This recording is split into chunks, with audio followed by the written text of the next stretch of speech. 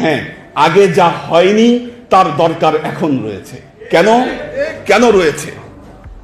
আগের যুগে ফেসবুক ছিল না, আগের যুগে ইউটিউব ছিল না, আগের যুগে কোনো ছাপাখানা ছিল না। কি আল্লাহ নবীর সময় বা তার পরবর্তী যুগে কারো নামে মিছিল করতে দেখেছেন রাস্তায়? আমার ভাই, তোমার ভাই, অমুক ভাই, তমুক ভাই। আগে তো রাস্তায় মিছিল হতো না, কিন্তু এখন এগুলো হচ্ছে। যেহেতু হচ্ছে, দরকার আছে। আপনি দুনিয়াবি নেতার নামে রাস্তায় পোস্টার ছাপাবেন, দুনিয়াবি নেতার নামে রাস্তায় আপনি স্লোগান দিতে পারেন।